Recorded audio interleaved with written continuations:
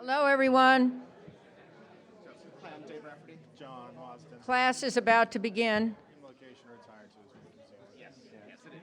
So most of the litigation you might hear about right now, John's the attorney.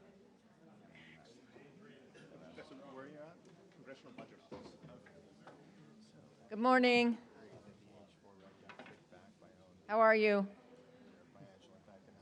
Good attendance, and a special welcome to very good friends, Governor John Engler and Secretary Spencer Oliver, who I know are connected with the crowd that is here. Welcome back to everyone. I'm Jane Harmon, President and CEO of the Wilson Center, and I'm delighted to introduce to you the new-ish Indian ambassador and welcome him here for the first time. I think the first time here at the Wilson Center, not the first time anywhere.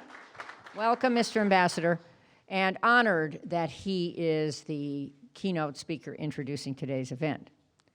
No one has missed the fact that India matters to the Wilson Center. If you don't believe me, just see our expert on India, Michael Kugelman, quoted all the time, everywhere, on India matters, and see our focus in our Asia program on South Asia. Michael is the Deputy Director of the Asia program and prolific writer, commentator, and podcaster. Podcasts are the new thing, in case anyone missed that. When it comes to understanding India, we also have some key advisors from NASSCOM to thank. In March, I introduced a roundtable on the impact of India's global IT companies on the U.S. economy, and John Engler came and brought the group, but there I met the senior people in NASSCOM, and we are very, very pleased that they are back this morning to talk about the global IT services industry, H-1B visa policies, and STEM education. I'll mention you all in just a moment. Growing up in California, which I represented in Congress for 9 terms, I was well aware of the enormous contributions of the Indian diaspora. My district in Southern California had a very large South Asian population, including many enormously capable people from India or descended from people in India. It is obvious that one of the economic engines of the United States, and a place that everyone knows, the Silicon Valley, would never have become what it is without the talent of many Indians and Indian Americans, who by some estimates run at least a quarter of the startups in the Valley. I think that number is probably higher, but we couldn't find what the number was, so didn't want to share fake news, but I think that it is a huge amount of the startups in the Silicon Valley, and the powerhouse that India represents, graduating from our schools in California like Caltech, is just gigantic, and a good reason why we are going to discuss an immigration issue today. So, it's a great pleasure, she's right in front of me, to see Debjani Ghosh again. She is the president of NASSCOM. I'll mention that again. She is the president of NASSCOM and a very successful woman business leader, and she comes with a cohort of senior NASSCOM executives that we're also glad to host today, and hopefully for more events in the future at the Wilson Center as our relationship with NASSCOM continues to grow. So, now let me introduce my new friend, India's ambassador to the U.S., Ambassador Harsh Vardhan Shringla. He recently returned from a brief but very busy visit to New York, where he met with political and business leaders to discuss issues relevant to our conversation today. Ambassador Shringla is a career diplomat now in his 35th year of service. That's kind of hard to imagine. You look extremely young. Maybe you were 5 when you joined the Foreign Service. Before assuming his current role in January, he served as India's High Commissioner to Bangladesh and Ambassador to Thailand. He's also served in Paris, the UN, Israel, South Africa, and Vietnam. He picked up several languages along the way, including French and Vietnamese. Ambassador Sringla, we look forward to your event, to your remarks. Please welcome India's ambassador to the United States.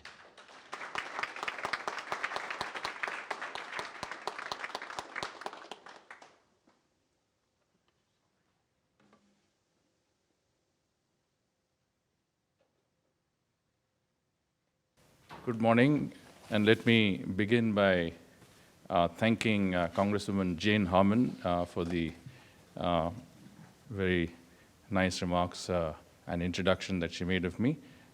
We did meet at an event soon after I arrived, and I'm very happy to be here at the Woodrow Wilson Center and look forward to the opportunity to catching up in more detail on our cooperation with the center with the Congresswoman after this.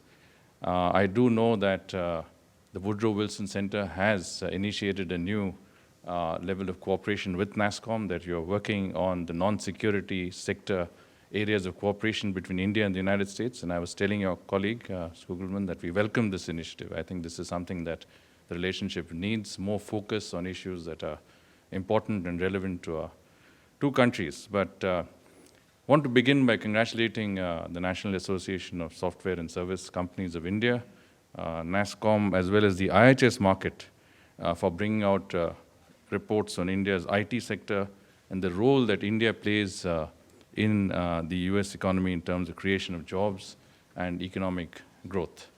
And I also want to acknowledge the presence of Debjani Ghosh, President of NASSCOM, Mr. Keshav Murugesh, the chairman of NASSCOM and also CEO of WNS. Shivendra Singh was the vice president of NASSCOM, regular touch with us, and the entire delegation of senior NASSCOM executives who are with us today. I'm also very happy to acknowledge the presence of Governor John Engler, friend of ours who's been supporting this effort, and Secretary Spencer Abraham, who has also been very strongly in support of the relationship. Thank you for your presence. And I also do wish to point out that we have a new senior colleague, Manoj Mahapatra, who is our Minister of Commerce. I don't know where Manoj is. Yes, he's right here. He's just joined us 2 days ago, and he's taken up this very important post. He will be our primary interlocutor on the business, commerce, trade, and economic fronts, and comes with a great deal of experience on the trade side. He has been our Deputy Consul General in New York, and in that capacity has worked in the United States in promoting trade and economic cooperation in that region. And now he has a countrywide brief, and I'm sure you will add value to the very important aspect of our relationship. And trade, as you know, has assumed a greater criticality, and his role will be key in that. The Indian IT industry has been an important stakeholder in promoting and supporting stronger bilateral business relations between our two countries. They have invested billions of dollars across many states in the United States and contributed to the competitiveness of global operations of US companies. And in doing so, have also supported hundreds of thousands of jobs through direct, indirect, and induced jobs in the United States.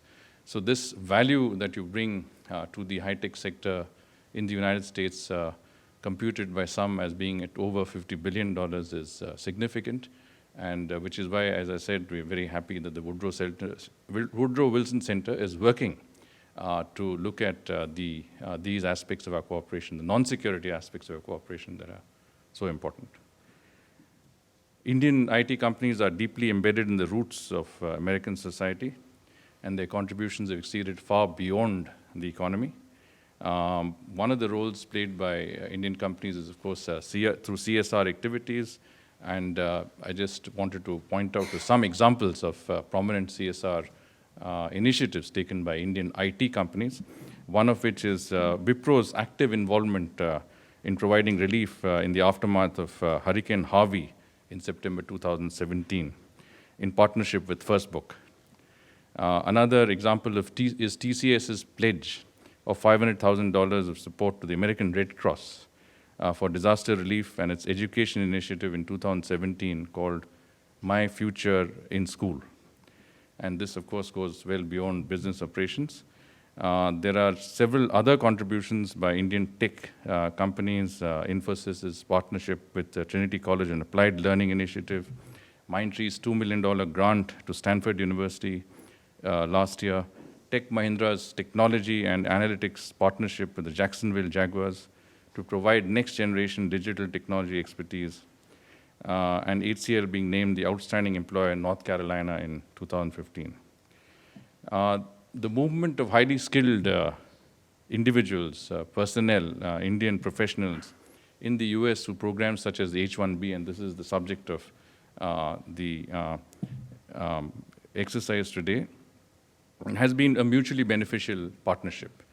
I understand that there is a 2.4 million personnel shortfall in the high-tech sector today in the United States, coupled with a very low rate of unemployment, below 3%. Clearly, there is a shortage of people with requisite experience and expertise in this sector. Many of our companies have pledged to employ more people in the United States. I know that Infosys has a program to employ 10,000 people, US citizens, in their operations. They have gone from campus to campus, recruiting people, training them, and equipping them for the high-tech profession that they would join. And I think when we talk about trade between our two countries, and two-way trade has done very well at $142 billion last year. The services sector has a very important role to play in it. I think goods account for some $80 to $90 billion, and the services sector, the remaining part of that profile. And if you look at the two-way trade, we have registered a steady increase year on year. And last year, US exports to India increased by almost 30%. And that's a very good rate of increase when you consider the overall global climate for trade. And one of the reasons why US exports to India have increased so significantly is that India is consciously buying more American products. Last year, we purchased $4.5 billion of oil and gas. President Trump, in his State of the Union address, said that for the first time, the US had become a net exporter of energy. We're happy that we are a part of that export initiative. This year, we intend to increase that intake of oil and gas from the United States to about $8 billion. We have placed orders for about 300 civilian aircraft worth $39 billion. Just last month was the single largest contract in civil aviation history, a $20 billion order by Indigo Airlines of India on CFM, which is a subsidiary of GE, for jet engines. And we've introduced new areas of exports, the defense equipment, of which I think we have gone from almost nil 10 years ago to $18 billion today. So it's a significant basket of exports and imports, and I think that is what constitutes the importance of a trade, very, very vibrant trade relationship. Indian students are an important part of the let's say, engagement between India and the United States. This is the people-to-people aspect of it, which is very important. There are over 200,000 Indian students who study in the United States and cumulatively contribute $7.5 billion to the US economy. And this is an important component in the area that we are talking about, because if you are able to use the expertise of some of these people who are highly trained, educated in the United States for short-term employment, I think you would have a very useful source of professionals to retain the competitivity of US high-tech industries at very, very competitive, again, a very good sort of rates and access. And out of the 200,000 Indian students, 80% of them have STEM background. So that's, I think, very relevant as well. And when we talk about the H-1B, I must compliment the US House of Representatives for adopting the Fairness of High-Skilled Immigrants bill, which removes country caps on the H-1B visa. I think this is an important initiative. We have worked with congressmen across the board, and we are happy that this is a bipartisan initiative in Congress, and we are hopeful that the Senate would follow course and also adopt the bill. So let me once again congratulate NASSCOM and its members for their efforts to engage not only U.S. industry but U.S. society on the advantages of this very important cooperation that we are undergoing. I think your efforts will also be given greater value by the cooperation that you have with the Woodrow Wilson Center. It will provide you with the intellectual heft and backing of a major U.S. Think tank and center. And of course, we would certainly look forward to continuing efforts on the part of NASSCOM. I know that you have taken the initiative to go to states. I certainly know about the fact that the governor of Colorado has been very supportive of some of the efforts made by NASSCOM to improve and to bring in investments to his state. There are many other states that have followed suit, and I'm happy that next week I'm going across to Colorado to meet the governor. Last week, as you mentioned, I was in New Jersey. I met Governor Phil Murphy of New Jersey. He is leading a business delegation to India next month, and I think they are very, very positive on the relationship and the prospects of increased trade and investment ties with India. So once again, welcome to our NASSCOM colleagues. Thank you to the Woodrow Wilson Center, to all our senior dignitaries for their presence, and of course to all our other interlocutors and partners for supporting the initiative and being part of this important effort. Thank you.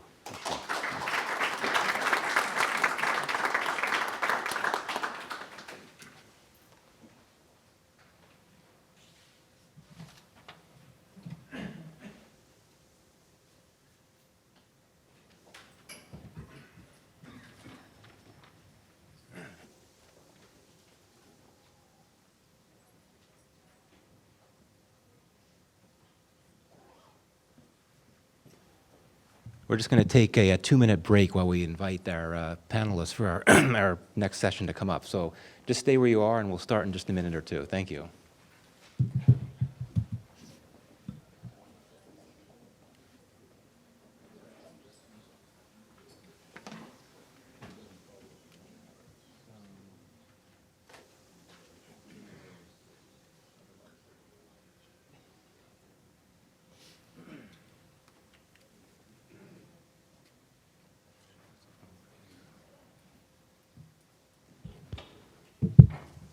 Are you pretty much ready?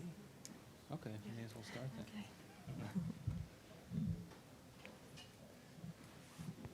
Yeah, I'll be inviting.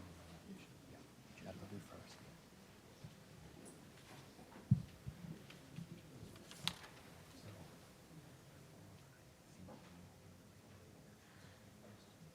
Two-minute remarks from the podium, and then we'll sit down.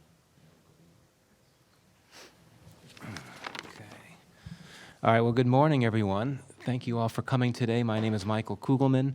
I am as we heard before, I'm the Deputy Director of our Asia program and also the Senior Associate for South Asia here at the Wilson Center. I wanted to thank all of you for coming. I especially wanted to thank our partners at NASSCOM. And I also wanted to thank the Wilson Center's Science, Technology, and Innovation program, which is our institutional co-sponsor for this event today. I think that Ambassador Shringla's comments provided some very nice opening context for the conversations that we're going to have this morning. Before we launch into our next session, I wanted to invite the chairman of NASSCOM, Keshav Murugesh, to come up to the podium just to offer a few very brief remarks. So please, sir.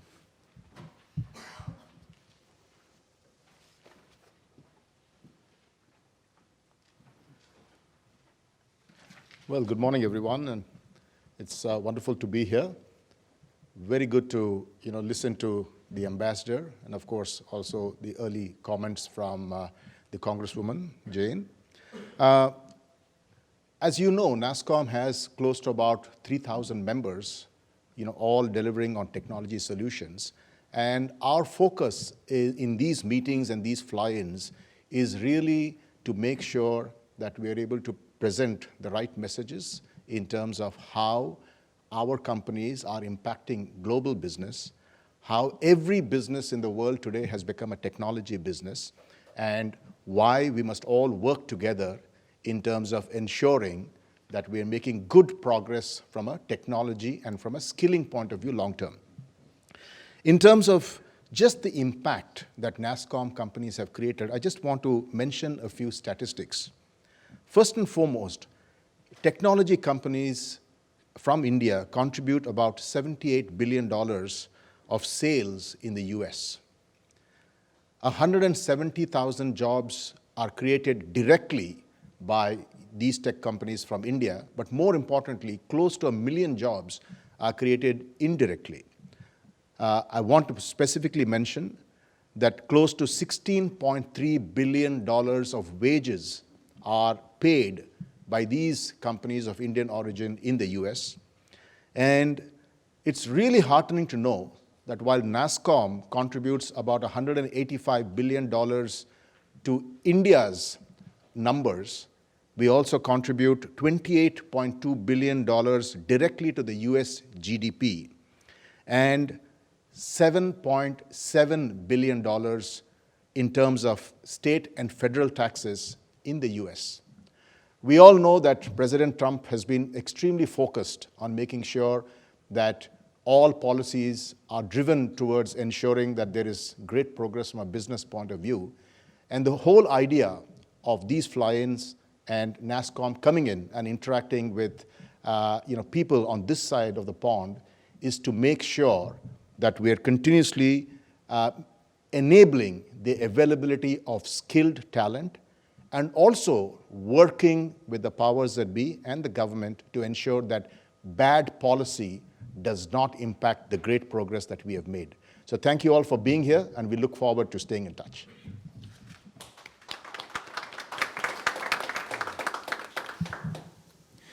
Well, thank you very much for those comments. So now we're going to transition into a discussion of some new research findings related to Indian companies in the U.S. and their impact on the U.S. economy, among other things. We released some of these findings at the earlier event that we did that Jane Harman mentioned back in March, but now we're going to return to this research by looking at some new aspects of this research. The research was conducted by IHS Markit, and so we were delighted to have with us as the presenter for this session Karen Campbell, who is Associate Director for Economics and Country Risk with IHS Markit. You should all have bios, not just for Karen, but all of our other speakers. So I won't go into detail on the bio, and I'll just cede the floor to Karen. Thank you so much, Michael. And thank you, NASSCOM, again, for inviting me here today, and to the Wilson Center for hosting and all those who helped put this event together. And really appreciate all of you being here today to listen to how the global technology service companies are impacting the U.S. And in particular, I'm going to talk about two of our studies, the wage trends and the H-1B employment. So first I'll discuss the wage trend study and findings in our approach, and then I'll turn to the H-1B study. The primary data for these studies comes from a survey of a sample of the companies, which together represents over 80% of the employment share for this subset of the industry. So then we triangulated the data with our own industry data, as well as government sources. Among other things, the survey asked the companies to provide detailed information that included their employment for the last 3 years, both by occupation and state where the employees are located, as well as their wages and their residency status. What we found is that the average wage at the subset of global technology services companies in the United States in 2017 was $96,000, which is 2% higher than the average wage in the computer systems design and related services industry, and that's the industry where these companies are located in the US. We also found that more than 60% of employees in computer occupations at this subset of companies are in two of the highest wage categories, which is the computer systems and information security analysts and computer programmers, software developers, and web developers. And so here you can see the comparison. There we go. Here we can see the comparison. So in a few slides, we're going to focus just on the computer occupations, but here is all occupations. So this is the average wage of this subset of companies and the overall industry, which is, again, the computer systems design and related services industry. So again, this is all wages, so this includes managers, this includes sales staff, et cetera, not just computer occupations. But again, since 60% of employees at this subset of companies are in computer occupations, we dug further into the wages of those classified in a computer occupation. So first we found that this industry, for which they're located in, pays the second highest wages of all industries in the US. So here's a list of the top paying industries for computer occupations, and you'll see that they're only eclipsed by the software publishing company, and or software publishing industry, and we'll talk about why that might be so in a few slides. But why is this important? It shows that these companies are competing for talent in a highly competitive labor market when it comes to attracting high-skilled computer workers.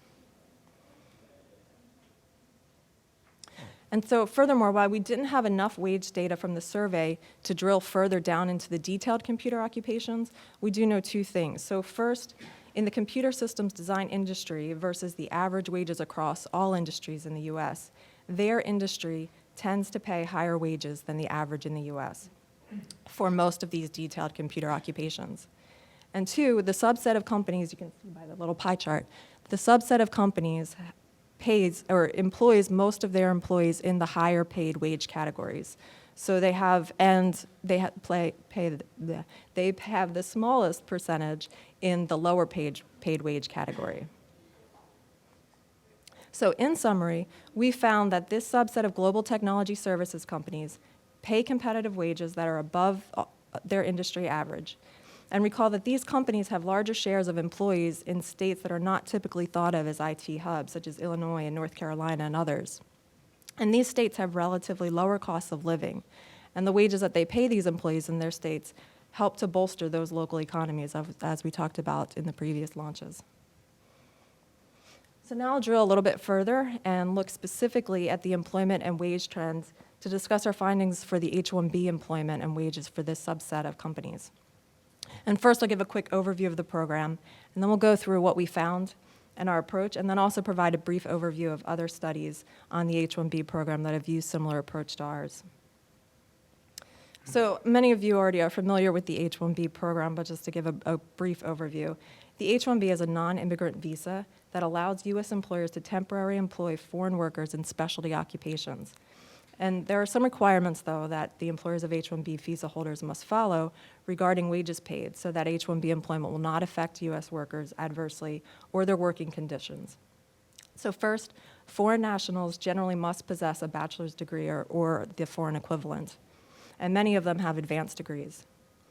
Second, the H-1B visa is initially granted for up to 3 years, but then may be extended annually for up to 6 years unless they're sponsored for a green card. In order to do our study, we combined the analysis of H-1B employment and wage data obtained from our survey. We also used detailed tabulations of the data on individual visa applicants from government agencies that administer the H-1B visa program. And we focus our study again on employment in computer-related occupations because over 90% of the H-1B employees at this subset of companies are in computer-related occupations. We also did an analysis of the demographic characteristics of foreign-born workers in computer occupations using the Census Bureau's American Community Survey. And this helped us determine the appropriate benchmark comparisons. Lastly, we looked at peer-reviewed research to validate our approach, which took into account the demographic characteristics of skilled immigrant workers. What we found is that the number of H-1B visas for initial employment that the subset of global IT service companies have received has fallen in recent years. We estimate by as much as 40% between 2014 and 2017. And as a result of this, H-1B employees as a share of their total employment in the U.S. has declined, and the share of U.S.-born workers has risen by 5 to 7 percentage points between 2016 and 2018. We estimate that the subset of global IT service companies added approximately 13,600 employees on H-1B visas for initial employment in the most recent year, which was 2017 when we did the study, which is 16% of the 85,000 H-1B visas approved for initial employment that year, which are subject to the cap. And notably, US-based companies such as Amazon, Microsoft, Google have become much bigger users of the H-1B program. We should also note that H-1B employees of the subset of global technology services companies represent only a small share, about 2%, of the 4.1 million computer-related workers economy-wide. We estimated the average wages paid to H-1B workers at the subset of companies. Using our survey data, we estimated the average wage to be $88,000. Now, in order to compare this wage on an apples-to-apples basis, we developed 2 benchmark wage comparisons and found that this wage is comparable to and actually slightly above the wages of similar U.S. workers. In order to benchmark these wages, we used data from 4 sources. First, as mentioned above, we obtained data from the Census Bureau American Community Survey, and that gave us the demographic data on foreign-born workers. We then obtained data from the Labor Conditions Applications Data, or LCA data. Now, we know that these wages are a bit understated, and so they're not reflective of the wages that are actually paid to successful recipients of the H-1B visas. And so for this reason, LCA data cannot be used as a reliable source for estimating the level of H-1B wages or making direct comparisons with official government salary surveys. However, it can be used for making relative comparisons within the LCA data set itself, as you'll see we do in the second benchmark. And therefore, we also used BLS average wage figures, such as the industry-wide wage for the computer systems design and related services industry, and the U.S. average wage for computer occupations. Overall, the overall average wages from these sources, though, are not appropriate benchmarks either. So what are appropriate benchmarks? For our first benchmark, we compare wages at the subset of global technology services companies to wages paid by their industry as a whole. Now, you can look up the average wage for computer occupations in the computer systems design industry. And in 2017, it was $93,960. However, this includes all workers and all experience levels. And so when you look at the age adjusted, and we use age as a proxy for experience, average wage for the computer occupations in that industry, we found that the average wage was $87,000. Thus, given the typical age of an H-1B employee, we would expect their wage to be about 9% lower than the overall average for computer workers in the economy. And at the subset of global technology services companies, we found them to be only 7% lower. So that is, according to our first benchmark, they pay about 2 percentage points higher than the average. For our second benchmark, we looked at computer occupations across all industries in the US and compare how their industry as a whole compares to this average. And we do this in order to try to isolate the particular skills that their industry needs. And I think you'll hear more about that from others today in terms of the specialty skills that are needed in this industry. USCIS reports that the average wage for H-1B employees, for computer-related occupations and industries in 2017 was $93,000. However, comparing the LCA data shows that the average H-1B wage for computer occupations in the computer systems design industry is 8% lower. But again, remember, this is just looking at relative changes within the LCA data. And why is there this 8% difference? Well, much of the difference can be explained when you account for the educational mix of employees. Companies in some other industries, as we saw, such as the software publishing industry, has a lot more computer scientists with PhDs. That is, when you look at educational differences for employment in the computer systems design and related services industry and other industries, we found 36% of the H-1B visas awarded in the computer systems design industry for employees outside was 36%, and for employees outside their industry, it was 52% that had a master's degree and 16% that had PhDs or a professional degree. And many of those with a professional degree were working for healthcare companies and likely had medical degrees. Thus, an 8% differential from the $93,000 average wage published by USCIS suggests a benchmark wage of $86,000, which is again below the $88,000 average wage that we found for this subset of global technology services companies. And our study found similar results to those of other peer-reviewed research on the subject. And again, while not all H-1B programs this research is not always in agreement with each other, the academic studies that take into account those differences in worker characteristics have found little or no impact on native-born workers. In fact, they have found that the H-1B visa program has a neutral to positive impact on the U.S. labor market for computer professionals. In addition to virtually no impact on U.S. wages, there's little evidence of any impact of the H-1B program on employment of the U.S.-born workforce. And one other piece of evidence that this program is having a negligible effect is to note that the unemployment rate for computer occupations is 2.2%. And actually, that was a 2018 number, and I think today it's actually below 2%. And only about 1/3 of this small number of unemployed individuals is due to a layoff or job loss. So in summary, in order to benchmark the average wages paid to H-1B employees by this subset of companies, we need to compare them to other employees that have similar levels of skill and experience. When we do that, we find that the subset of companies pay on par and slightly above average wages to their H-1B employees. Now, I know I've just thrown a lot of facts and figures at you, so I'm happy to take questions during the Q&A. Or if you have more detailed questions, I'm happy to follow up with you offline as well. Well, thank you very much, Karen, for a very rich and very informative presentation.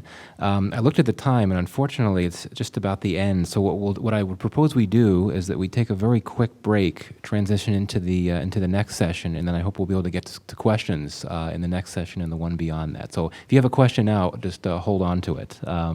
But why don't we thank Karen Campbell? Thank you. And let's just take 2 minutes to and invite our panelists for the next session to come up. Thank you. Folks, if we could please have your attention, we'll begin our next panel. I think what we're going to do here is ask our panelists to make some opening comments, and then I've got a couple of questions maybe to get things started, but we'll ask Karen then to join and open it up to the audience for questions for the second part of the session. Because of time, we're sort of limited, so we'll get going. And I just would thank the Wilson Center for hosting this event, and of course to NASSCOM for their support as well. Karen, thanks for getting us started here with some context. The title of this panel is the H-1B program and its implications for the U.S. economy. And we have two speakers here who will make some brief opening remarks. First is Stuart Anderson. Stuart is Executive Director of the National Foundation for American Policy, which is a nonpartisan public policy research organization which focuses on trade, immigration, and related issues based in Northern Virginia. Stuart, however, has a number of previous achievements in his resume, not least of which is the fact that the two of us did work together for a number of years when I chaired the Senate Subcommittee on Immigration, and where he was a key part of the work we did on that committee, and he later continued as the staff director for the subcommittee when Senator Brownback, Sam Brownback, succeeded me in that position. Stuart has an MA from Georgetown and a bachelor's degree from Drew University, certainly one of foremost experts on immigration policy and its impact on economic matters in the U.S. John Basilisi is the Executive Director for Immigration Policy and Employment Policy at the United States Chamber of Commerce. He joined the Chamber in June of 2014 and works with them on and their member companies to form Chamber policy positions on the various issues that he advocates relating to immigration policy before both Congress and the executive branches. Prior to joining the Chamber, John worked on Capitol Hill for Senator Marco Rubio for 3.5 years, where he played a role on both immigration policy and a variety of other areas. He has a JD from University of Miami School of Law, and before that obtained his undergraduate education at Syracuse University. Unemployment in the tech sector, as Karen indicated, is pretty much at historic lows. Business leaders, in fact, often cite the fact that the shortage of available talent is perhaps the biggest issue that they face at this time in terms of trying to grow their industries and businesses, and this despite the fact that billions of dollars of government and industry money is spent each year on education and training efforts. Similarly, as Karen noted, research from a number of both government and quasi-government entities, such as the National Academy of Sciences, the National Science Foundation, the Federal Reserve Bank, various think tanks ranging from the Cato Institute to Brookings, and various academic institutions ranging from Michigan, the University of Michigan to Dartmouth, Harvard, and Stanford also underscore these talent shortages. At the same time, there are alternative views on this issue. Organizations like Numbers USA and Select Academics have long contended that there's ample talent locally in the United States to meet the labor demands in the high-tech worker sector, and have indicated that or alleged that companies prefer the use of visa holders because they are less expensive workers. This debate has been going on for easily for 2 decades, because when I was chairman of the Senate Immigration Subcommittee, it was going on pretty rigorously then. And so we'd like to explore some of those issues in the panel today. And Stuart is one of the best-known researchers on high-skilled immigrations. John, you've worked both in the government and the private sector side on these for over a decade. And so I'd like each of you, if you could, to start off today with some opening comments. And then I've got a couple of questions to get us going that go to some of these issues I just raised. And then we'll ask Karen to join us to fend off questions related to the studies she previously outlined for us. So, Stuart, we'll give you a couple of minutes to get going, Okay, and then John great. follow up. Is this working? Yeah. Well, I think the Trump administration's policies on H-1Bs, I think they need to be seen in the context of the administration's overall immigration policies, which include supporting cuts in legal immigration, reducing refugees, and many of the actions we've seen at the border. And when the administration has talked about merit-based immigration, it hasn't meant increasing employer access to more high-skilled foreign nationals. What it's meant is eliminating family immigration categories, and we've seen that in several legislative proposals. We've seen a series of restrictive policies on H-1B visas, and contrary to what some may think, the policies haven't been aimed just at Indian technology companies. Policies have focused on restricting any work being done by an H-1B employee on a third-party customer site, and the restrictions have come through the adjudication process and policy memos. The policies have also been aimed at making it harder for international students to stay in the United States and work after graduation, and for even the largest U.S. technology companies to hire and retain foreign-born scientists and researchers. Now, one important point: if all the various actions the administrations have taken on high-skill immigration were aimed only at Indian companies, it really would be pretty hard to justify the effort. Our organization has tracked H-1B use for the top users over the past decade or more. And in 2018, according to USCIS numbers, the top 7 Indian-based companies used only a little more than 2%, or between 2 and 3% of the 85,000 H-1B visas for companies.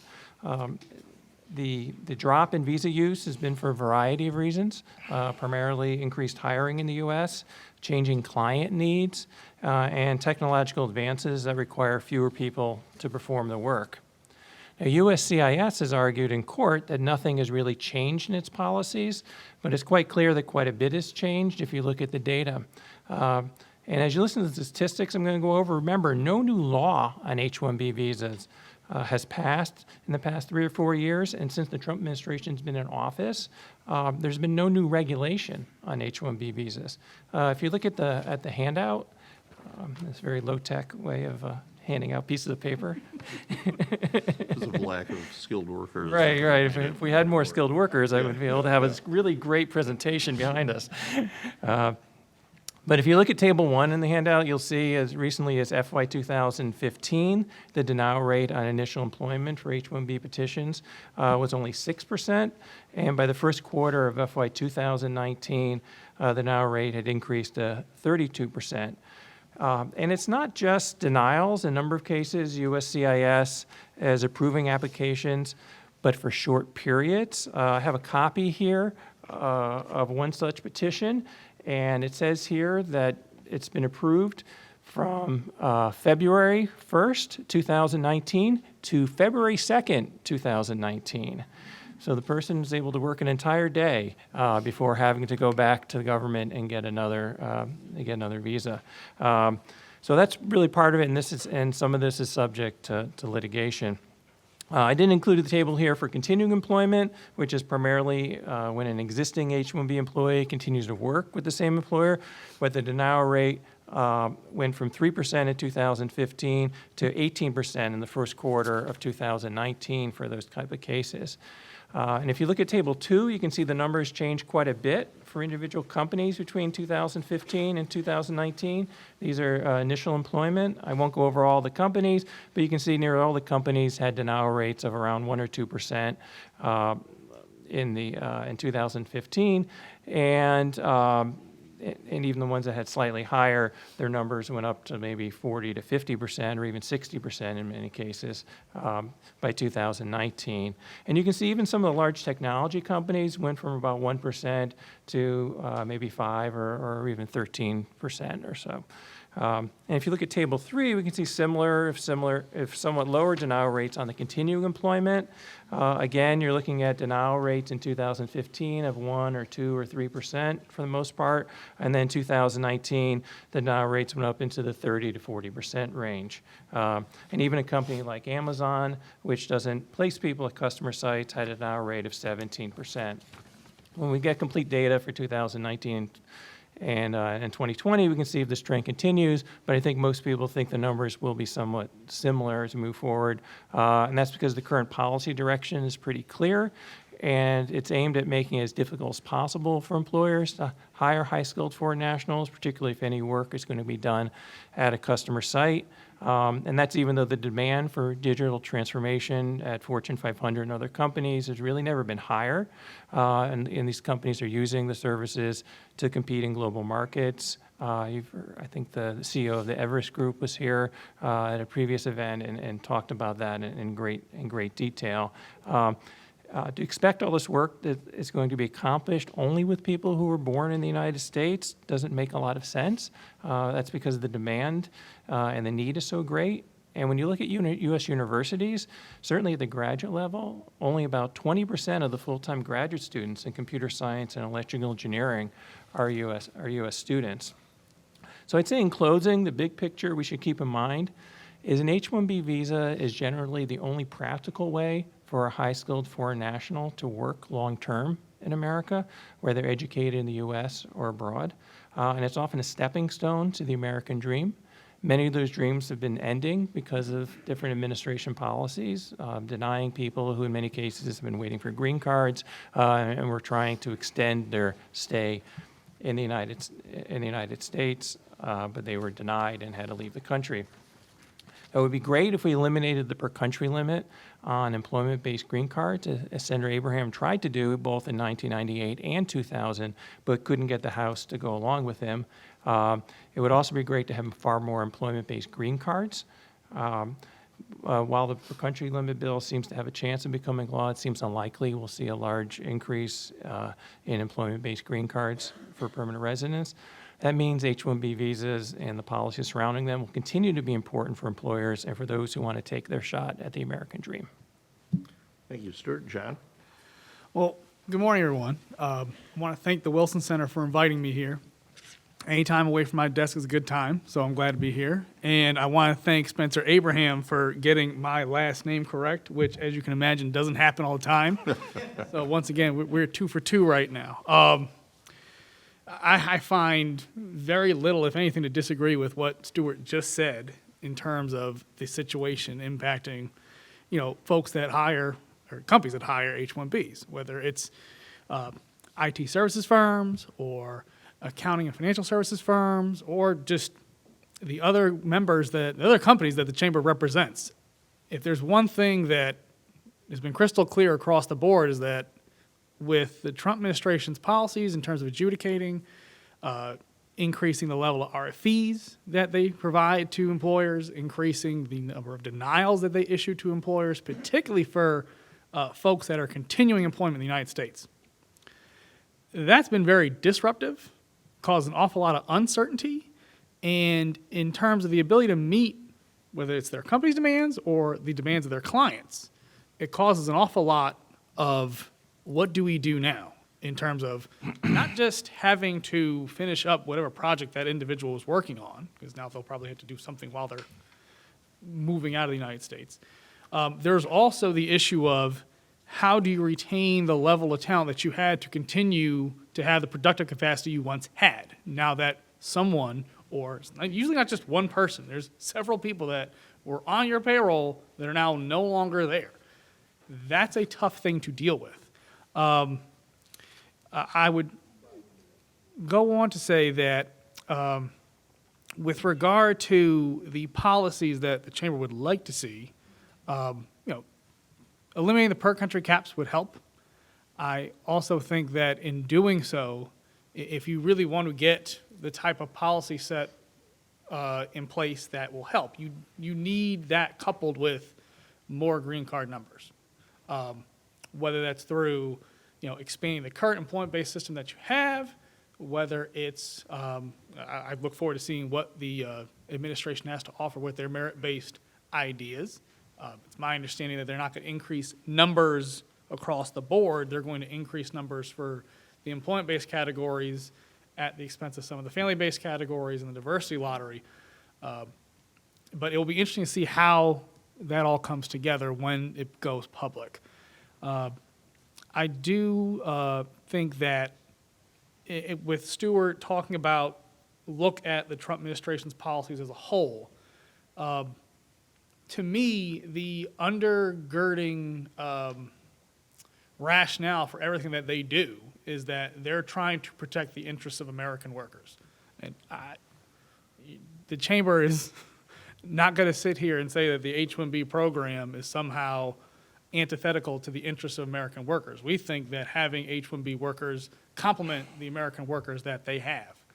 I think that in terms of the prior work that I've done while I was at the chamber, there are some issues that need to be dealt with in terms of how companies need to, how they approach using H-1B workers, particularly if it's a company that's hiring some other firm to do, whether it's IT services or accounting services, whatever it may be. If you're bringing new workers into the workplace, companies need to be cognizant of the fact that, the way that they roll out their new projects, the way that they move forward with new things, they can't be insensitive to, the potential for bad press coming. And if that is, you can't stop growth. You can't stop innovation. No one's going to sit here and say, hey, I'm a Wells Fargo customer. I like having the ATM, okay? ATM's good. No one's going to go back and say, no, we got to get rid of ATMs because we need more bank tellers in the banks. Those things happen, and as those innovations occur, we need to embrace them. We can't be fearful of them. These things are going to allow other folks in the economy to serve more productive purposes, and as those innovations occur, there will be new jobs that are created. This is the creative destruction that capitalism brings about, and it's something that I look forward to discussing with the questions that Spencer's going to raise and we're going to get from the crowd. Well, John, thanks. Before I ask Karen to come up, just let me start with one question to both of you. Obviously, we've gotten a sense of your thoughts on the H-1B program, where it fits in terms of U.S. industry. But I was wondering if you'd like to just make any specific comments with respect to the research which Karen just discussed. And I'd also be interested, I think the audience would, in your perspectives on some of the counterclaims that I mentioned in my opening comments that are made by people who view these programs as a negative or as perhaps not as positive as some of the studies that have been discussed in your comments. So Stuart, I'll let you start and then. Well, I mean, I think the research that we heard before fits into what the mainstream research has been in terms of, and it makes sense in many ways, as was pointed out, what the law is in terms of being required to pay a worker the higher of the prevailing or actual wage paid to other workers, other U.S. workers. So it's not surprising to see that the wage data that was discussed, and I think it also I think in itself responds to some of the criticisms you've talked about. And that the idea that someone coming in has to be taking a position of someone else. I think when you look at the overall economy, I think we know that we don't have a zero-sum economy, yet often on immigration, the entire argument seems to be based on the idea that we have a zero-sum economy. And what I mean by that is the idea that if anyone new comes in, it means they have to take a job from an existing U.S. worker, or some other U.S. worker who's not going to be able to get a job. And if we think about the way the world works, we know that's not true. Otherwise, think about it. At high school and graduation and college graduations, we all celebrate. These are people new entering the labor force and entering the next stage of their career. Otherwise, it would be sad occasions if we really believed some of the rhetoric we've heard, because you would say, oh no, they're going to take someone else's job because they're going to enter labor force. Obviously, no one thinks that in reality. They think it's a happy occasion. And when new people are coming in, it doesn't mean that it's at the expense of someone else. Stuart, you bring up the high school graduation. I remember my parents were just happy to get me out of the house. As with regard to the study that Karen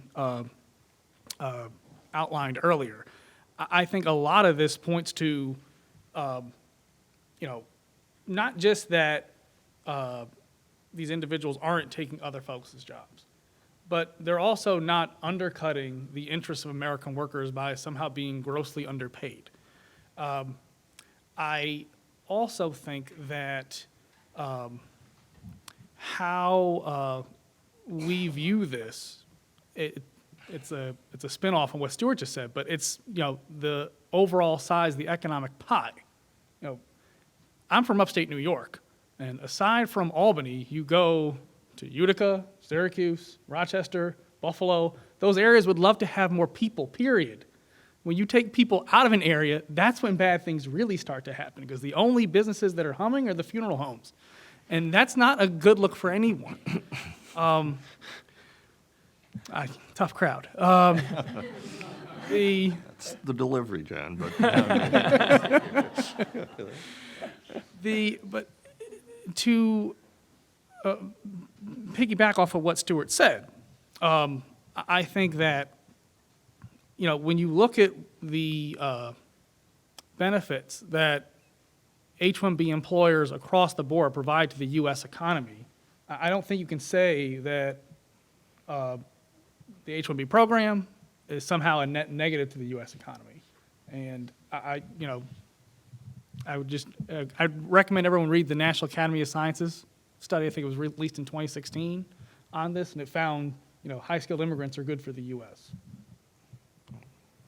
Karen, maybe if you come up and join us, I think we kind of, when the last part of the program ended, you didn't get a chance to really take questions, and maybe we'll start with one or two for Karen here based on her report and study, if there are any in the audience. Yes, ma'am.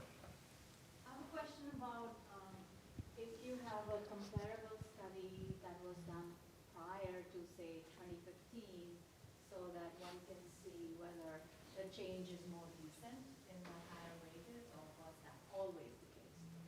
Yeah, unfortunately, we don't have the data from the prior years, so we started in 2016. Yes, sir. I'm Raghuveer Goyal. I'm a journalist at the White House and State Department. Thank you very much. My question is that so much going on between U.S. and India, especially Prime Minister Modi and President Trump. What is the future of this H-1B now, which President Trump have been talking about? Is India good in good books, or what is the future? Thank you. Well, I don't think anybody on the panel is prepared to speak for Donald Trump here today, so I think you may have to direct that question maybe afterward to some of the. Oh, you have a question? Okay, I'm sorry. We'll take questions on Karen's study really at this point, and maybe somebody from the embassy or someone would comment. Yes, did you have to ask? Just generally for the panelists. First, I wanted to, my husband says my voice carries really well, so I didn't think I needed a mic. But I wanted to thank you, sir, for your pro-business immigration work. Very appreciative of all the efforts that you have put forth, and really applaud the comments about the per-ceiling limits for the permanent residence process. And hopefully, Senator Rand Paul's bill, Believe Act, will get passed, because there's a corresponding House bill, but we'll have to see. My question, I'm an immigration attorney. I've been practicing for over 20-some-odd years. I actually was special counsel to Ken Cuccinelli on immigration for the state of Virginia when he was our Attorney General. And the denial rates and so forth that are coming through on the policies, especially problemative on the extensions, is in large part, I think, due to, an antiquated or perhaps a training issue that we need with overall at the USCIS. One being trying to understand the difference between consulting companies and companies that develop products for clients, because they don't seem to understand the difference between the two, and the special skills that are required for that. The other thing is they're still using, the USCIS is still using as a reference the Occupational Outlook Handbook, which outlines what the qualifications are for a particular job.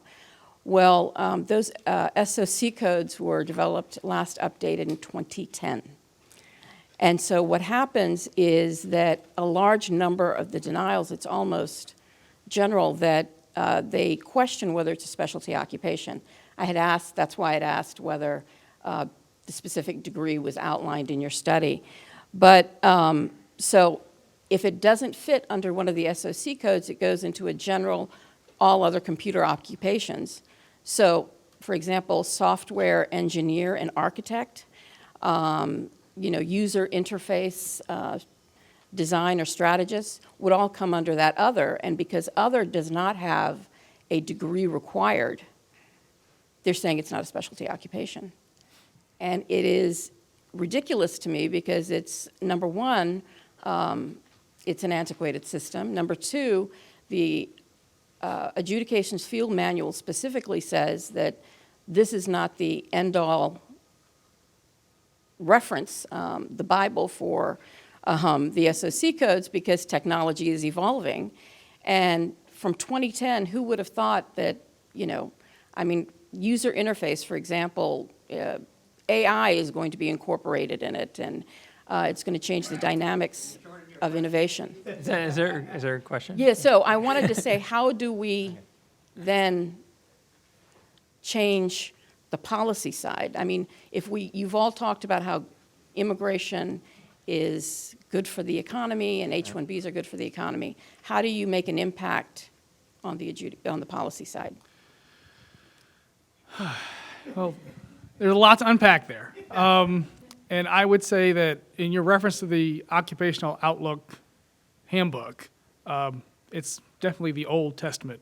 We're going biblical, very old. And it doesn't, government is usually always, not just in immigration, but in other policies as well, always trying to play catch up with where the private sector is in terms of its approach.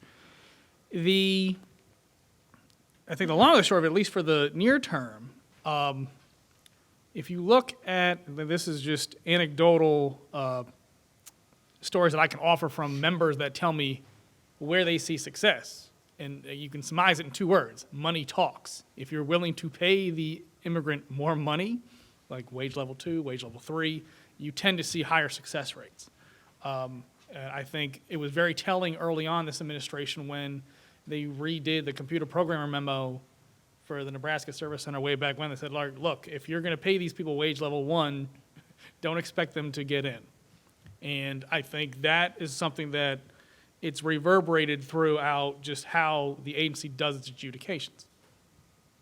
So if you see the people coming in at wage level 2, wage level 3, you see higher success rates. I mean, I would say that a lot of times business people and attorneys are a little puzzled, and Senator Abraham used to get this a lot, saying, don't these agencies understand? And the thing is, they do understand, I think. I think there's a policy conclusion that's made from the beginning of the administration was to have as few approvals as possible for work being done at a customer site. And then the policies kind of emanated from that. But they haven't only been aimed at that, and I think we're going to see more.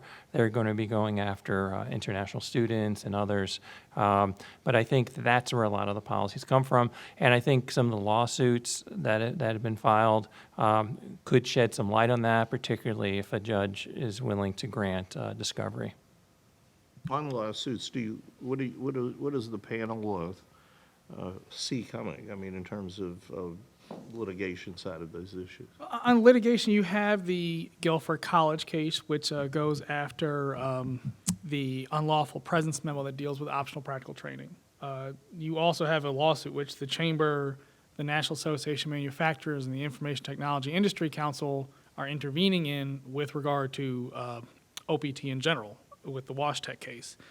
The other things I think that are relevant to this discussion today, and I'm not saying there's going to be litigation, but if everything unfolds the way that I see it unfolding, I could see litigation arising in the specialty occupation, no, it's not special occupation, excuse me, the strengthening the H-1B program rule that the agency is hard at work at right now, which would redefine employer, it would redefine the employer-employee relationship, a few other key terms that are critical to employers that use the H-1B program. And it's just a hunch. I don't think they're going to be making it easier for people to hire H-1Bs with this rule. If you're the administration, they probably think they're trying to hold corporate America honest with what they're doing with this rule. But I imagine what this rule will do for my members and for other companies that use the H-1B program is going to increase an awful lot of uncertainty, and you'll probably see less approvals and more RFEs coming forward And if that rule gets finalized. I would say there is one lawsuit, actually it's a series of lawsuits, but one particular one that Attorney John Wasden has right now that could have an impact on this, in which a judge, for example, could order discovery. So on what has gone into the agency's decisions on how they have put out memos, et cetera. Yes, sir. My question's for Ms. Campbell. In your wage data analysis, is that take into effect or into account like the real cost of hiring an H-1B, including filing fees, attorney's fees, or is that just raw salary data? That was raw salary data. So to your point, that's another big cost that goes into hiring these employees is there's a fee associated with that obviously increases their actual wage that an employer would have to pay for them. Yes, sir. Hey, good morning, and thank you all for being here. My name is Julian Kyle Lewis from the American University here in Washington. During one of the presentations, a piece of data was mentioned that approximately 20% of the students in our science and technology majors here in the United States are from the United States. And I was wondering, do you see, with the lack of focus right now on science and technology at an elementary level at the executive branch of the United States government, do you see that trend changing in any kind of way over the course of the next 20 years? Thank you very much. Did you want to? No.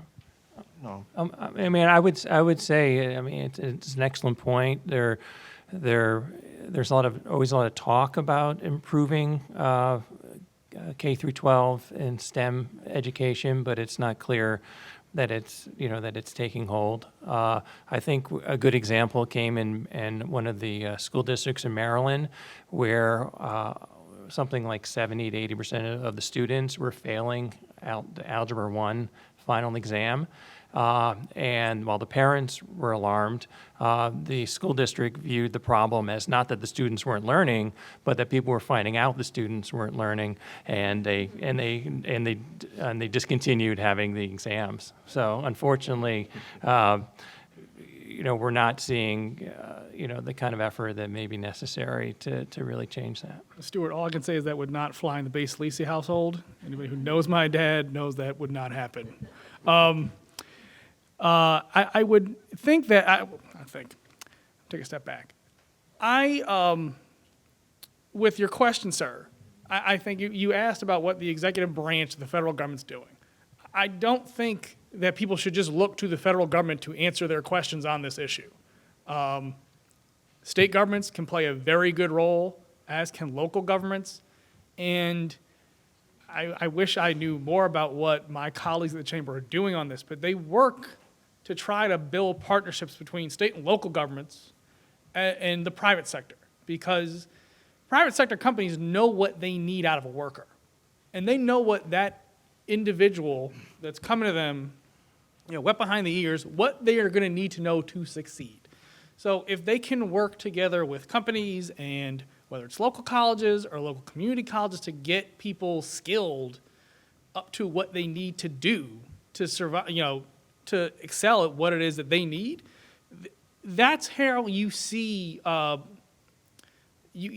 how you can see the skills mismatch being dealt with in a positive way. So I wouldn't think of it just as, what are the feds doing? Think of what every level of government is doing.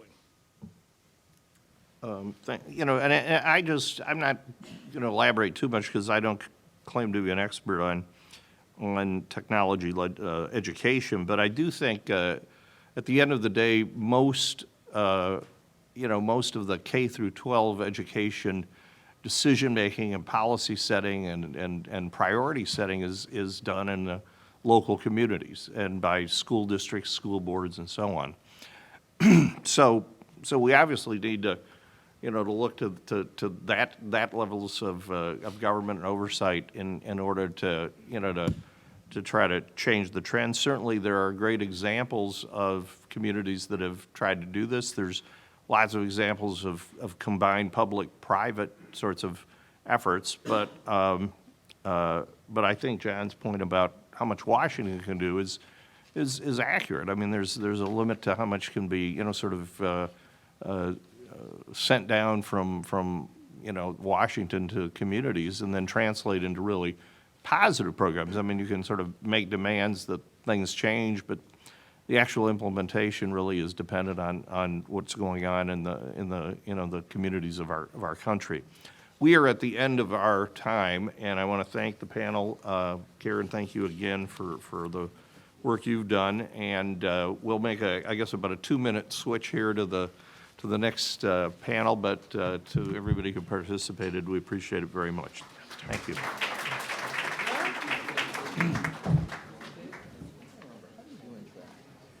I was impressed with the pronunciation of John's name. We were I actually was really impressed. perfect. I was trying to move it. Oh, man.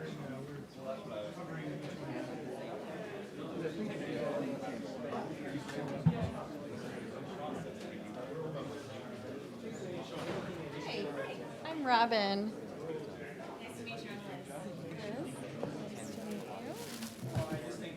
Like carrying my, sorry. Set this back.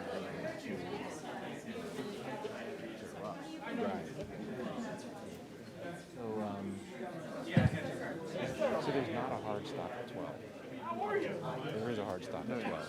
Okay, that's fine. I'll check in with her to see if she has pretty well. So. Yeah. That, it's going to say They might have wanted to hear from my colleagues from the Office of Foreign Labor Service. Just because of time. Yeah. Hi. Good. Good. Hi, Jeff Landy. I'm Robin. How are you? Nice to meet you. Yeah, I've worked with, hi, Cap. Liz Newberry. Molly Nice to meet you. Fairmount and some of the others. So Oh, great. Very happy you're here. I've Oh, well, worked with thanks. NASCOM. I was saying, on that side. people may be Liz, disappointed. nice to meet you. Thanks for coming. I don't deal with the processing end and the policies about it. We get the money that's collected Yeah. and put it out in training grants. So. Yeah, which is huge. And it's been interesting to see how the process has evolved and where the money's gone over the past, well, since. Yeah. So Shireen hi. from NASCOM. Thank you so much. Oh, thank you. Hi, Liz. From NASCOM. Nice to meet you. Yeah, and I mean, unfortunately, Robert from NSF dropped out, but. I was so excited to collect two robins. I know, that would have been great, and it's Yeah. a piece of the picture that never gets told. Yeah. So what do we do? Yeah. Oh, thank you. Actually, forgot my cards upstairs. I'm sorry. I will. Thank you for having me. It's really interesting. Yes, sir. So the way the format is going to go, and it'll be good if Cap was very short. Okay. But just, I don't think it does between us. sure. In 5 minutes or so. Yeah, you can. If I don't. And I will, I have the subtle cues, like, kick you under the table a little bit. And then for the cue, I'm gonna mostly emphasize the aggregate because it seems like a lot of people really are involved. And I think if you're not involved in the policy aspect, Right. I think that's incredibly important. I mean, I'm in the policy of shaping these solicitations, but I'm not, I don't make the policies about it. Exactly. I will defend you. Yeah, I was like, I may have wanted to hear from my colleagues over at OFLC. It's important to have so it's not just about Right. Right, and I think, there's a lot to talk about in terms I mean, if the Indians say that there's a discriminatory country cap, they take the highest number, take 25% because of the spillover effect. My stuff is really good. So you have immigrants from other countries who are complaining. That's not fairness. It's nice, cleverly by the name, but fairness for high-skilled immigrants. When you talk to the majority of non-Indian immigrants, they're like, this is not a fair bill because India would monopolize all of those get available reasons. All the companies are doing it. There's some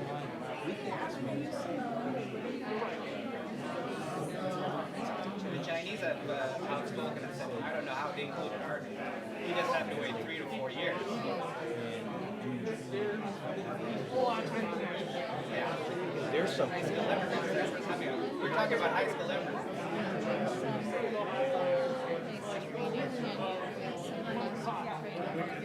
You're blending the modalities. We're doing that. So we have that is. There was some hesitation. I know. You have Disney workers getting displaced and having to train the foreign replacements. That is now. Some people is asking me about anything and that they is come from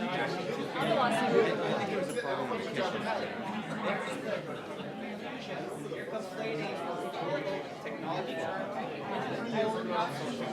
Let's be honest. These jobs are all going to India. A lot of these workers are all doing ordinary jobs. They're not high-tech Silicon Valley computational mathematicians that they are striving for. I'm going to sell anyone on H-1B. We want to talk about high-skilled immigration. Let's talk about the abuse. There was a hesitation on that, and it's obviously, NASCOM is a labor. I'm going to grill this because the Trump administration has taken action. In USCIS, they were rubber stamping ordinary petitions. What? The burning. What is Something burning. Yeah, I don't know what it is. Can has been opened, and we're looking at. All right, we're going to get started in a minute or two, so if we can find our seats again. I'm just letting you know, that this is what real fight is now. Left my cards upstairs. No, I have some back there. They didn't put you on the spot there, but that's. Yeah, I know.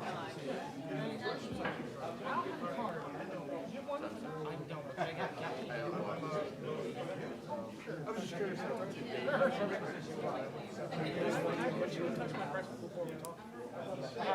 Because it takes people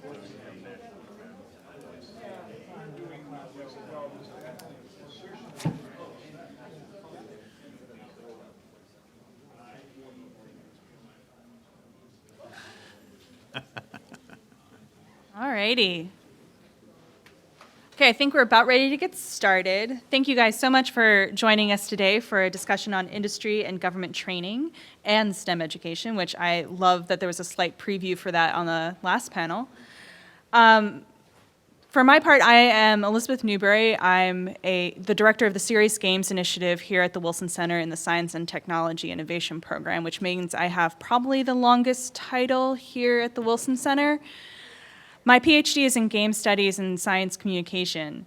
So a little bit of background into our program. The Science and Technology Innovation Program, like other programs here at the Wilson Center, was founded in part to increase public dialogue and public awareness around science and technology innovation issues.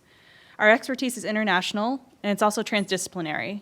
We focus on issues relevant to cybersecurity, AI, data innovation, and STEM education.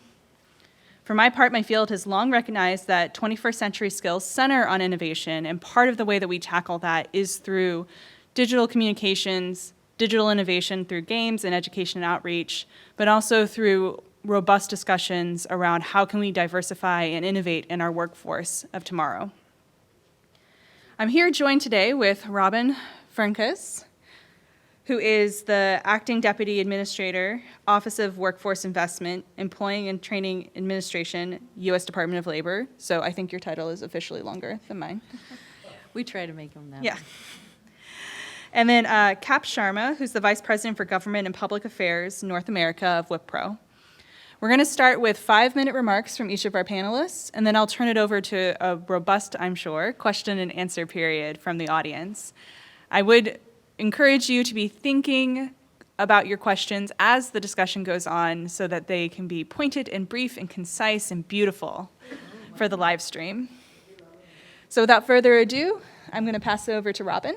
All right, thank you very much, Liz. It's great to be here this morning. I am from the Office of Workforce Investment at the Employment and Training Administration, and so I was telling Liz, you may have wanted to hear from some of my colleagues from the Office of Foreign Labor Certification about some of the policies and things that are happening with the visas, but I'm actually on the other side of the house where once we've collected the visa fees, we're required by the American Competitiveness and Workforce Innovation Act to invest those dollars into job training programs and to try to train domestic people who are here in the country to build middle to high skilled skills to be able to take, to go into some of those industries and occupations for which we are giving out the H-1B visas. So what are we using the funds for? I think that's a question we often get. And we are investing them, really. We're trying to look at where the demands are in our economy for workers and trying to help individuals who may have barriers to employment to enter into those fields. And so our current investments, we have one program right now, one initiative that's winding down in the next year. It's called the Tech Hire for training partnerships. This initiative, just as an example to give you a flavor of the type of investments we've been doing, is helping youth and young adults who are ages 17 to 29 build tech skills across a number of industries. So not just within the IT industry, but also healthcare, advanced manufacturing, and some of the other in-demand industries. We tried to target individuals who had limited English proficiency, who may have a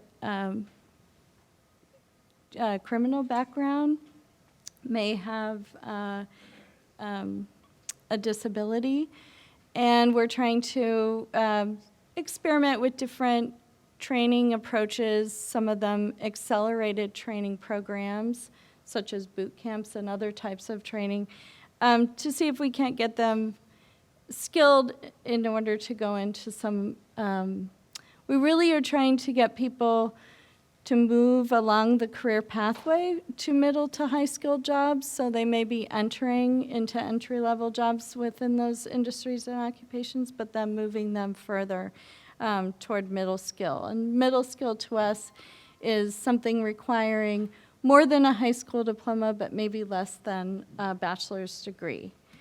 So for this administration, with the tight labor market that we have, we're really been focusing these investments on expanding apprenticeships and expanding apprenticeship opportunities, again, for particular populations that may be experiencing barriers to employment.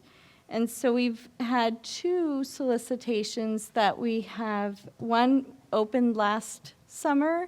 It was called Scaling Apprenticeships Through Sector-Based Approaches, and really looking at expanding apprenticeships within certain industry sectors.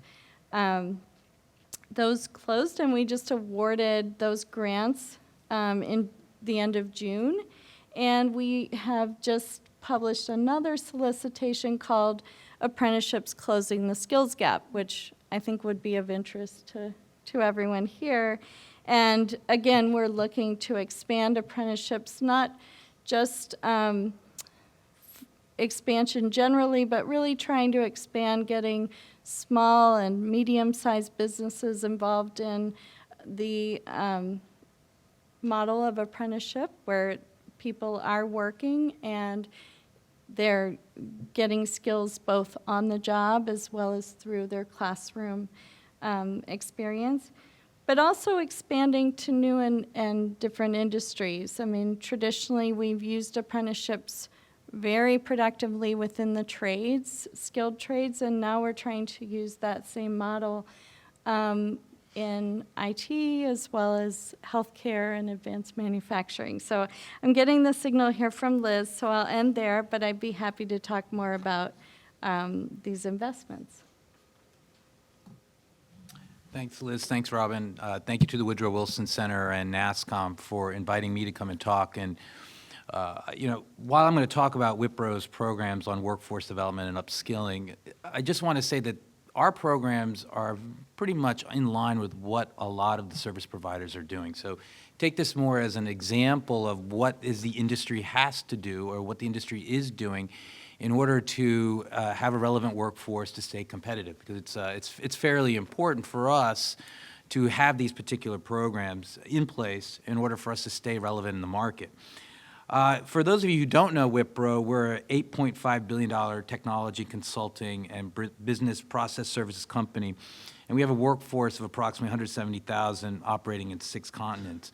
In the U.S., we have more than 12,000 employees, and we're very proud of this next statistic. 65% of our workforce is localized. We're averaging approximately a little over 3,000 new hires a year, local hires a year, and we're working with 300 large U.S.-based clients. For us, we've invested $1 billion in the U.S. over the last 2 years and $2 billion over the last 10. And one of the more interesting things that we're doing in terms of workforce development and growth in the U.S. is that we have a $100 million venture fund, where more than half of that venture fund has been invested in U.S.-based startups to bring those products and technologies into our global ecosystem. What that has also done is it's allowed those startups to also grow their local workforces as well, because they're based primarily in Silicon Valley. We don't take a ownership or a management role in those particular startups, so those companies themselves, with the infusion of cash, have been able to hire locally and grow. One of the points that came up also in the last panel is about what should we be doing for future workforce. We're investing millions and millions of dollars in professional teacher development programs in Title I and urban communities around the United States. We are now in more than 20 school districts, working with more than 450 teachers in order to help them catch up on the latest that's going on in STEM development, because that's important in our opinion, that if we want to have the workforce for the future, not only do you have to invest in the infrastructure, we have to do professional development for teachers here in order for them to execute those programs. So when it comes to upskilling and workforce development, I think for Wipro, HCL, TCS, Infosys, a lot of the companies, what we really believe in is what we call as a sustainable workforce. Is that how do you keep people here employed and relevant for the long term? And we at Wipro, we spend millions of dollars a year in upskilling our employees. So what has been our challenge? Our challenge has been really a supply and demand issue, that the needs of graduates or employees is quickly changing. You know, before, and if you look at the way the ecosystem or the way that workforce requirements were in the past, when tech was becoming big, you had generalists, right? So people would graduate from the schools and they could work through multidisciplinary sectors. And then we specialized, right? So you had specialized coders, and these guys were really focused on specific skills, and that's what they were doing. That specificity is no longer required. What is required now is, again, what we call our generalists, people who can function across different types of products. So what we call it, the workforce needs have blurred. So you now need a person who can work on cloud, who can work on AI, who can do cyber. So how do we tackle it? And my colleagues from other companies, I think we bucket it into two areas. We look at new hires, and we look at existing workforce. So when we bring in one of the 3,000 people in the United States per year, we actually spend 3 to 4 months not necessarily upskilling them right away, but more educating about what are the industry requirements, because the industry requirements are changing so rapidly. So you could graduate and start your freshman year in a college, a great college, get the degree. When you graduate, the requirements of that industry could have drastically changed. And so each of our new hires are required to spend 3 to 4 months in what we call our industry upskilling. And then we have what we call as the existing workforce type of things that we do. So we have tried to create, and I think successfully, a culture and environment that uses tools and platforms and immersive programs in what we call digital transformation areas to upskill. Now, these programs are open to anybody within Wipro, and we spend fairly significant amount of money, more than $15 million a year, in trying to execute and make sure that these programs are up to date. And I guess you can categorize these upskilling workforce programs into 3 buckets as well. One is internal competitions, which I find to be very interesting that we do. So internally on our internal website, they throw up questions. And then anybody is open to compete and to learn the skills necessary to win those competitions. We have partnerships with our alliance partners like AWS, Microsoft, and other product manufacturers. Again, because their products are evolving so fast, so quickly, it's hard for us sometimes to keep up with those product developments. So having joint training programs with those companies allows us to make sure that our employees are also up to date. And last is a lot of online training portals, which we do. Again, all the companies do this, MOOCs, bringing professors, universities, whatever it may be, to come in to do that, to do those kinds of partnerships. What I find interesting are 2 things. One is that everybody within our company, except for people like me, are required to do this every 2 years. It is a requirement because the needs of the industry are so aggressive, so fast changing, that everybody is required to go through it. I think the second thing is that I'm hearing more and more stories of employees taking a lot of these online courses that we offer in order to get their kids excited about these types of coding and to learning. I did do some calling around to see the success of these programs, and it was fairly interesting. More and more parents are learning different types of coding skills within our program in order to educate their children, so their kids get excited about coding. So that was a really interesting indirect benefit.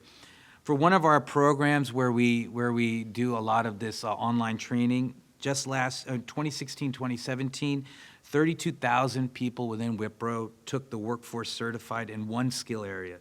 An additional 29,000 also took skills training in an area outside of their core competency, which I thought was also very interesting and very relevant, which means that even within our workforce, they recognize the need that they can't be just a specialist, that they have to expand. Now, why is that relevant? It's because companies are on the front line, they see what the industry requirements are, and they are adapting to what those industry requirements are. So I think that's a great bellwether to see, well, if Wipro, HCL, TCS, IMFI have to change that fast, I think that's hard for the schools and the universities to keep up. So the private sector is trying to make up that difference. I can go into a little later, more into through question and answer, specific programs that we're doing and how they work. But that, I just wanted to give you an overview of what is it the private sector is trying to do in order to keep the U.S.-based workforce relevant. Thank you both, by the way, for being one of the most amazing panels I've had as far as time is concerned, right? You guys keep a tight ship here at the Wilson Center, I guess. Robin, I wanted to give you a quick opportunity to respond to some of the points that we just brought up, where about the reskilling capacity, the sort of generalist skill set, and sort of these ecosystems of learning, which we hear consistently about, which, especially in the context of apprenticeships, might be an interesting application. Well, and I think one of the things I probably should have stated is the funds that we do put out there have to go to partnerships, public-private partnerships. And so employers are very central to how these grant funds are being spent and invested. And I think, to your point, I think when you think about taking younger workers who have less experience or no work experience and trying to get them toward a middle to high skill job, we are looking at getting them some type of specialized skill, at least to get in the door, right? And then they could expand on their education later. And I think that, to the generalist point, it's like a lot of these training programs and investments are really geared toward getting someone a specific skill or some set of specific skills, and very focused on an occupation that employers within a regional economy have said are in demand.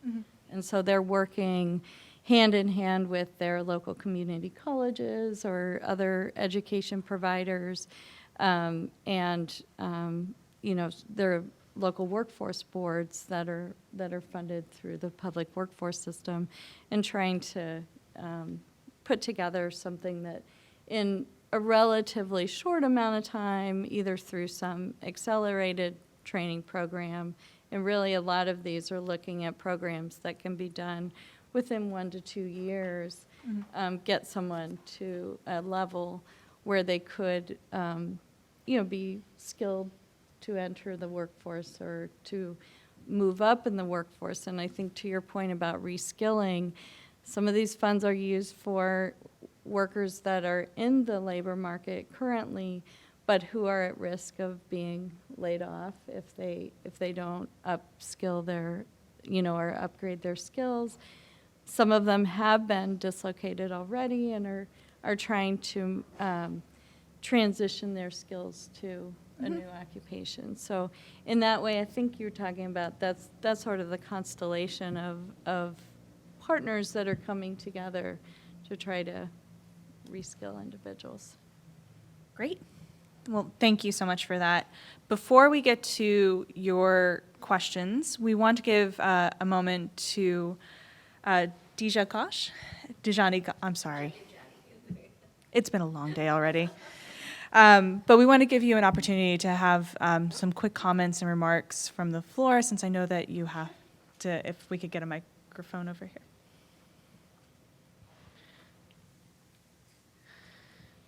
Thank you. Well, I just want to take this opportunity to thank our partners, the Wilson Center, as well as IHS Markit, for the fantastic job that they have done in bringing these facts to the table.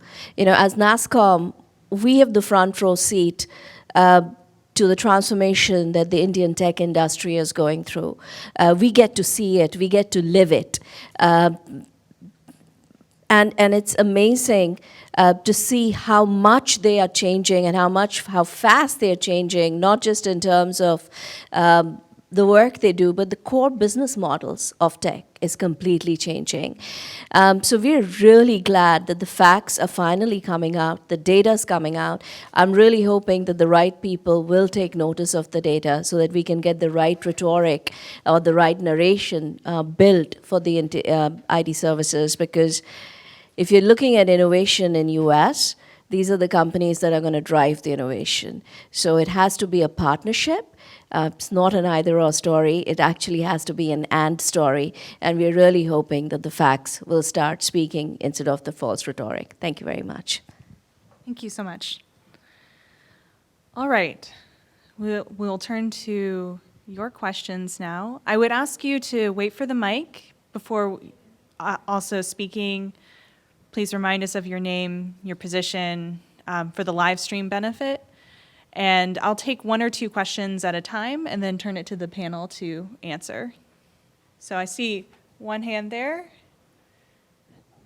and then one in the back as well. Thank you. My name is Roger Ross.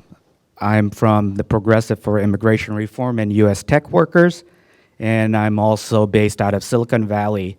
I just wanted to follow up on Debjani Ghosh's comment here about, exposing the facts and innovation. So I think the panel here, we have two conflation points here.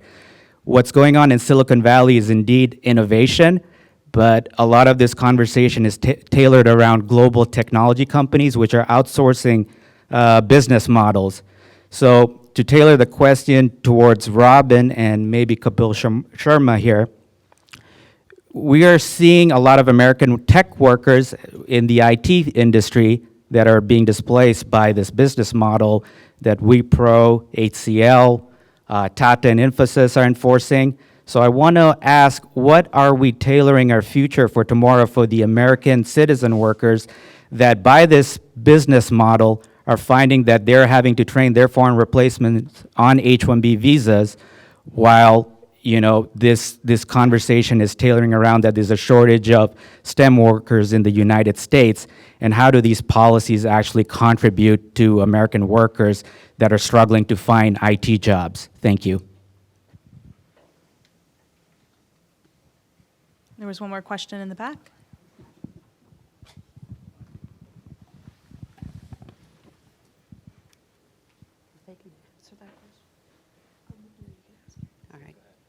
Hello, I'm Mary Pivick, and I've spent about 25 years defending employers in immigration-related compliance issues. Cap, wonderful presentation today, but what a disconnect between what Wipro is doing internally and what the U.S. Department of Labor is doing. The paths are not crossing, and America is losing in the technology race.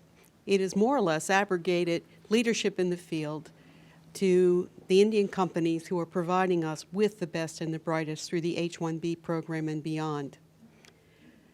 We need a technology education czar in the United States, and we should be working cooperatively with the Indian companies to provide quality education to our U.S. workers and our young people, which we're not doing.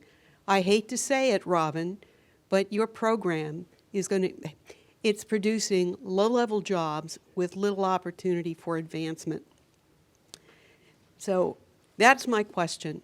how can we maximize the partnership between a willing U.S. workforce and the leaders in the field of technology, innovation, and development?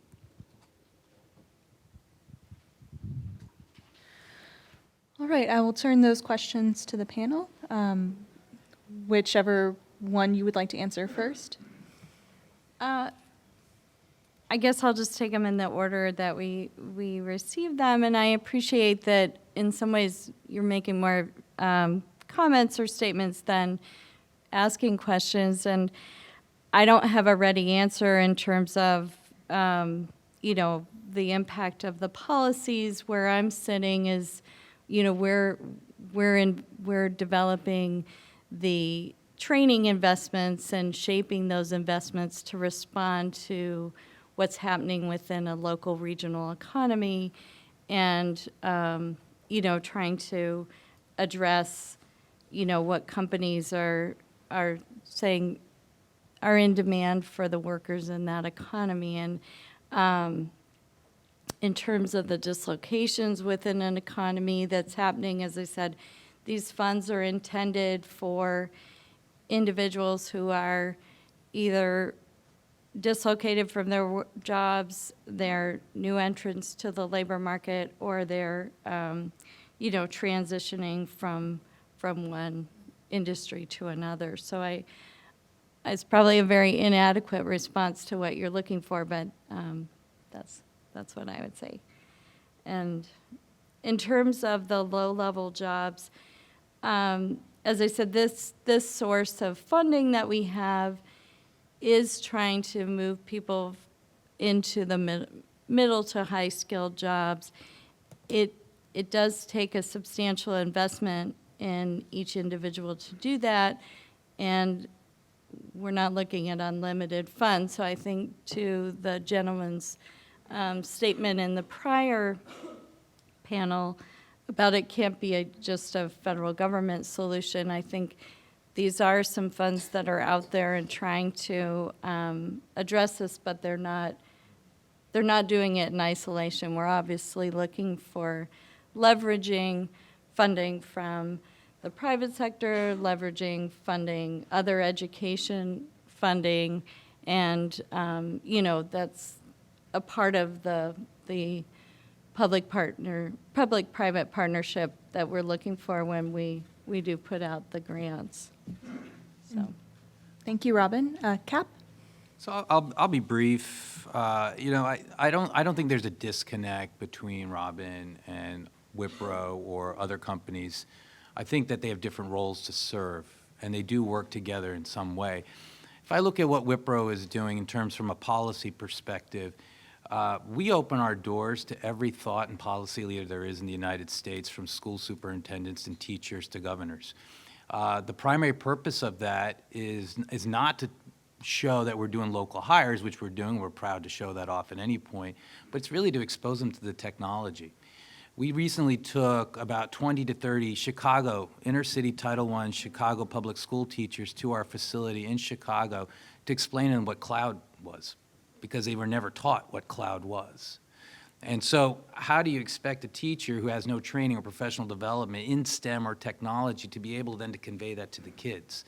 So we're trying to do it that way. We're trying to work with public school teachers to get them exposed to the latest technology so they can prepare the kids, so we don't have that STEM cliff in 5th grade and we don't have that STEM cliff in 12th grade, to make kids feel comfortable to pursue these careers. That's one part that we're doing. And as I said, you know, it doesn't make sense for us not to have a sustainable workforce in the United States. 65% of our workforce is localized. We need them to stay long-term. What we can do is provide the training, in-company training, and require it every 2 years, and then have those programs for free for any employee to take. And now what I'm learning is now kids of employees are taking those programs. We can do our part. We're trying to do our part. We're investing in facilities. We're exposing it to thought leaders. We're retraining, upskilling, pushing our employees to get better, stronger, to be relevant. You know, for now, that's what we're doing. Thank you both. And now, if there are more questions, can I?